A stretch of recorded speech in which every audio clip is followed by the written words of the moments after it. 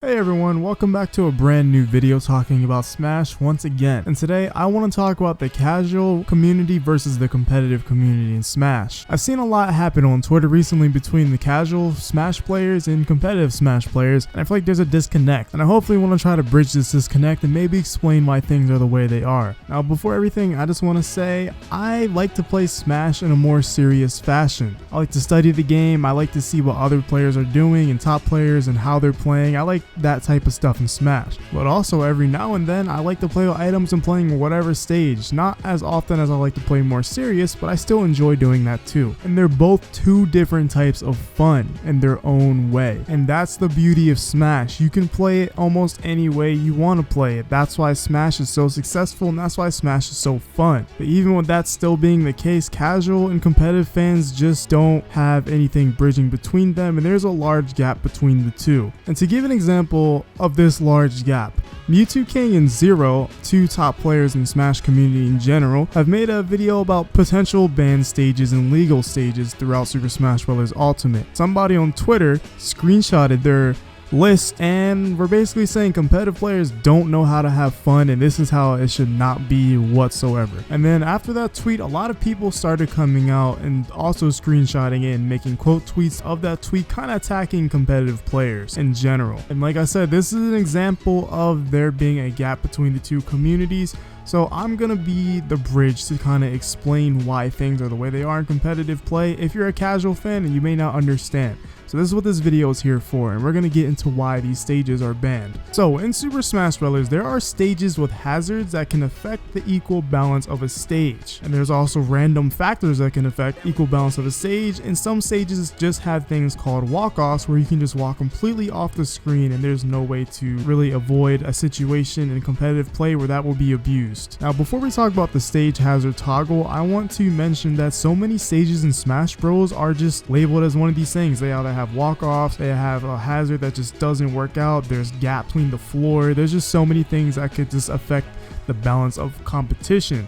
And this is why a lot of these stages aren't allowed. It's just unfair. And if you want an example of unfairness, let's say a stage that has tons of platforms and the character that your opponent is playing as is Sheik and you're playing Little Mac. Sheik could platform camp you, meaning she could time you out and run away from you the entire match to win. And Little Mac wouldn't be able to do a single thing about it whatsoever. And there is platform camping on already legal stages with certain characters, but if you do it with a stage that say has a ton of platforms, it just becomes even worse and it's almost unplayable for the other player. And it just makes it unfair. It is not equal or close to as equal we can get to when it comes to competitive play.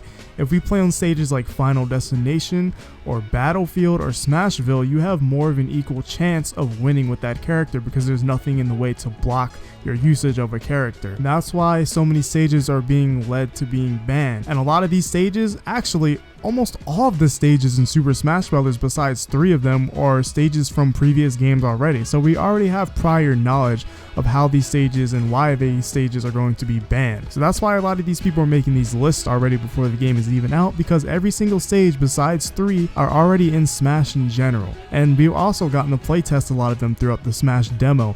And the newest demo and the newest build with all the characters has all of the stages, and we've been able to confirm a lot more. A lot of people use the argument of adapt, but if something can be abused, adapting isn't always going to work out for the best. Adapting isn't always a good thing.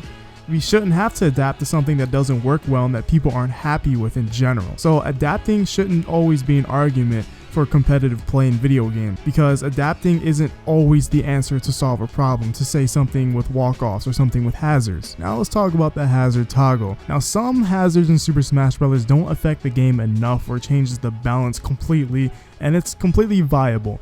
For example, let's say Yoshi's Island from Brawl. I believe there's a platform that rises off the side of the stage. On either side, his name is Randall, and it's not always a bad thing. It doesn't affect the gameplay as much as you think, and it doesn't hurt many characters whatsoever. It actually helps every character. Or Smashville, for example. Smashville has a moving platform that moves off stage. It doesn't necessarily hurt anybody specifically. It isn't hurting the balance of the game essentially, or enough to the point where it needs to be banned, something that's exploitable or abusable. And hazard toggle does not get rid of walk-offs, but it does get rid of transformations.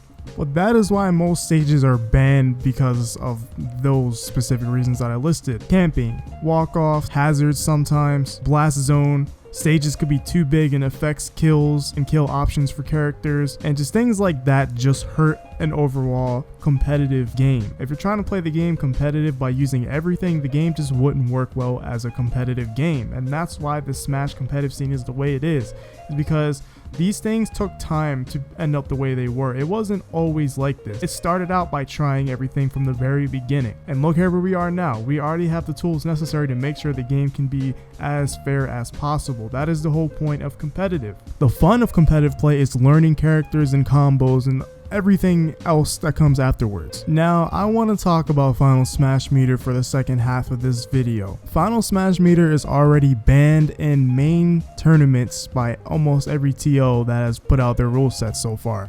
And a lot of people who are casual Smash fans were kind of wanting to see Final Smash Meter be used in competitive play because it looks cool and it's flashy, and yay, other fighting games have supers or meter. But from the very get-go, Final Smash Meter wasn't looking too balanced. One of the main reasons for this was a lot of the Final Smash meters were said to be nerfed, but some of them just one-hit kill. Like Mars Final Smash, for example, it one-hit kill. Snake is a full screen attack where he launches grenades and you can't do anything about it besides maybe even shield, and I believe it might even go through your shield. Not sure on that though. Peach is a full screen attack that literally makes you fall asleep, and she can heal herself by 60%, and she can charge a fully charged smash attack and just kill you. A lot of it just isn't fair. If you're above 100%, Bowser can use his final smash and you just die instantly. Same thing with Zelda. If you're above 100%, gets her final smash, you're just dead. Some of them just straight up kill their character. They don't get launched, they just die. And now that we've all been able to test Final Smash Meter through the recent demo, which is pretty much the final build of the game, just they aren't balanced for competitive. Now, let me tell you the difference between meter in Super Smash Bros. And meter in other fighting games. So a lot of super moves, say for example Street Fighter, you can block super moves in Street Fighter. You cannot block final smashes in Super Smash Bros. Final smashes go through shields. You cannot block, so it is almost virtually impossible to block a final smash.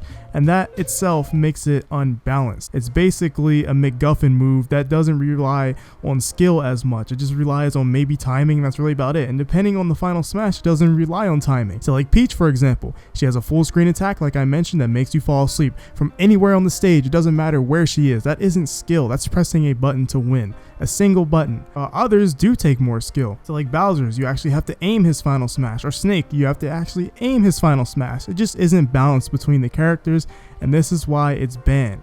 And even though it's really cool and flashy to see, it just isn't fair for competitive play. So I hope a lot of people can understand why it's banned, because it just wouldn't be fun for the competitive scene in general. It may be a cool side event, but it won't be a mainline event. It just doesn't belong in the spirit of competition because it ruins competition. Now that we got hazards, random factors, final smash meters, and stage listing out of the way, now let's talk about why the two scenes should not have a hate for each other.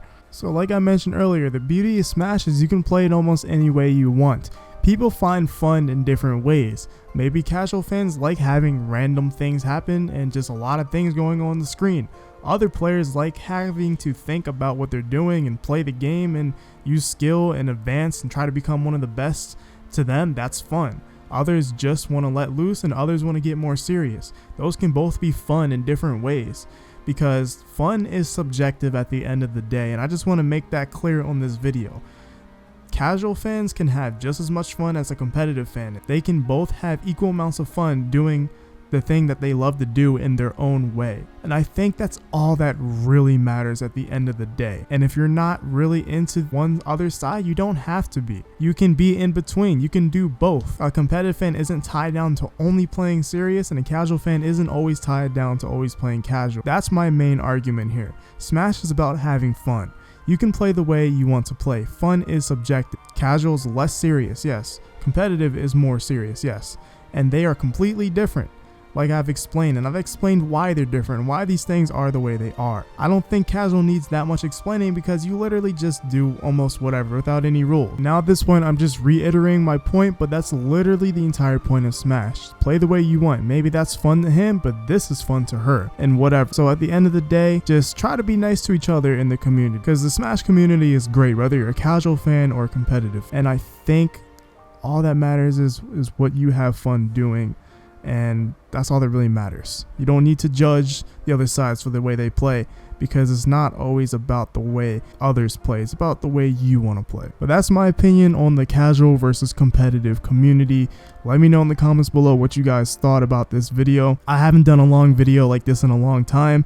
This was more freeform rather than scripted, so let me know what you guys thought of this more freeform video. And also make sure to check out the giveaway in the description below. We're doing a giveaway for 3 copies of Smash. Almost forgot to mention that in this video. So we got like less than 20 days till Smash comes out or something like that, so make sure you guys check that out, and I'll see you guys in the next video. Thank you all for watching.